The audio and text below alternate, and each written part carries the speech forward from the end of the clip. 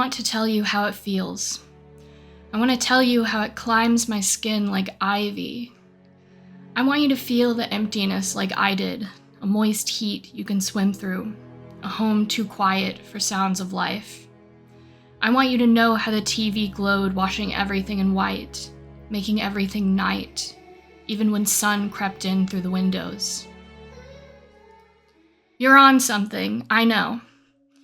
You got that wall-eyed look. I heard my mother say this many times. When my sister would nod off into her food, into the couch cushions, into thin air, her head lolling back and forth like a buoy in the water.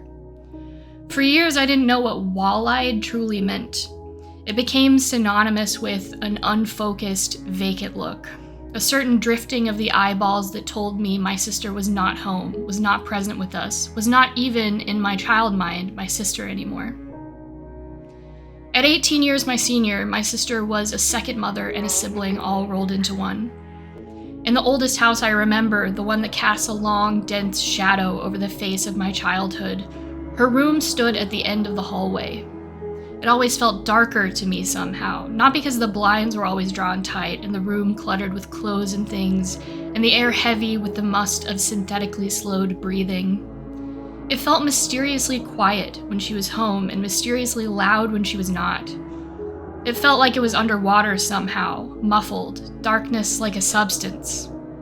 There were days when I sat outside it listening for something, afraid to go inside, but drawn to its eerie gravity. When I think of my sister, I hear my mother's words in my head. Wall-eyed. I remember the times years later when I stayed with her in Dallas, miles away from home and estranged from the careful routine my mother kept for me. I would watch her head loll back and forth while the TV droned on.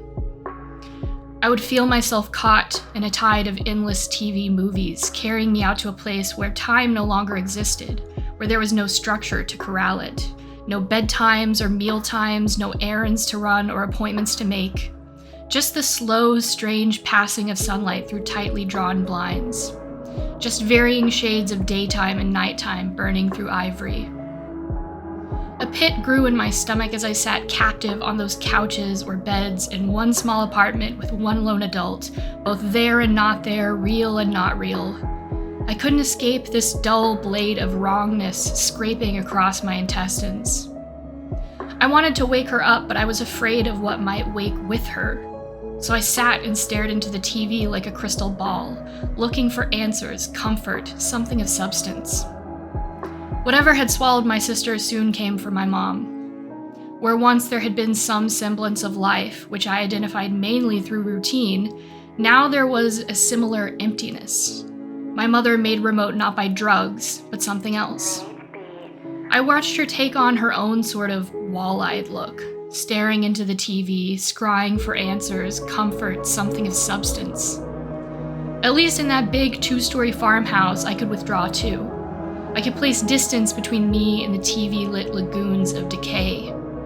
I could lock myself in my room on the second floor, switching on my own TV like a floodlight, beating back the dark, illuminating something that might counter the sights and sounds that echoed of parental neglect.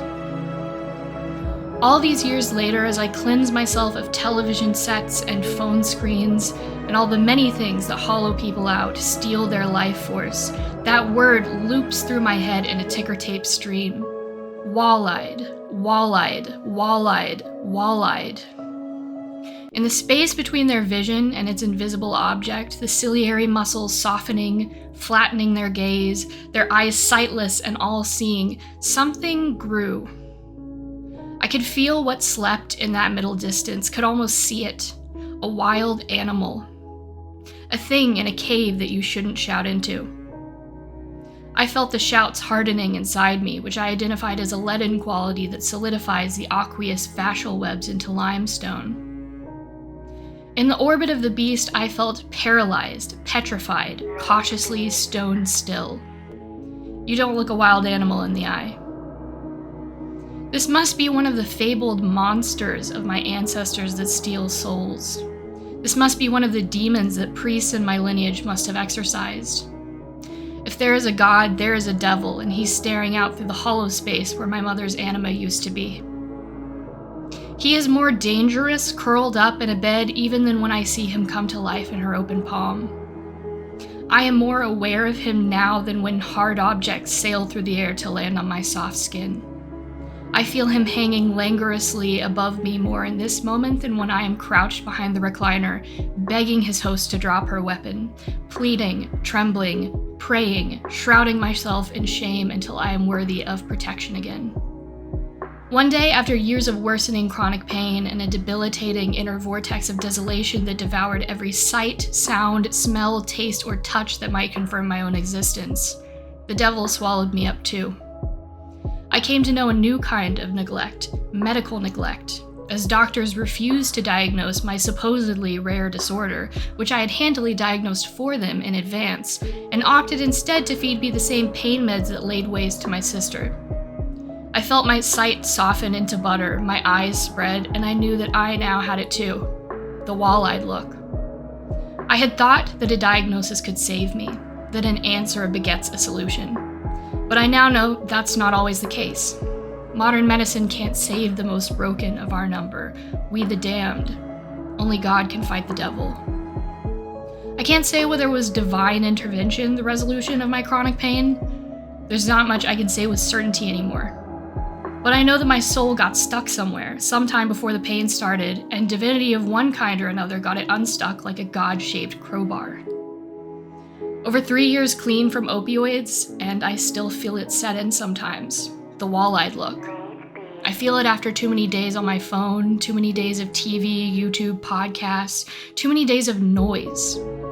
In the crackling of all that static, I can hear the devils waking up.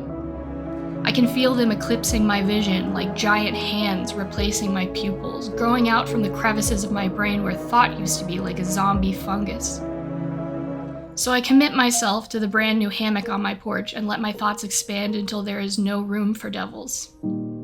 I let them take on mass until they're no longer thoughts at all, until they become vast arenas of consciousness, lagoons of a darker but much less malevolent emptiness, one that doesn't eat the things I love but feeds them, multiplies them. I wonder if from the outside I look wall-eyed. Was wall-eyed a look? Or was it an energy? An entity, a virus, a possession. Whatever possesses me now, it's peaceful, dreamlike, teeming with life.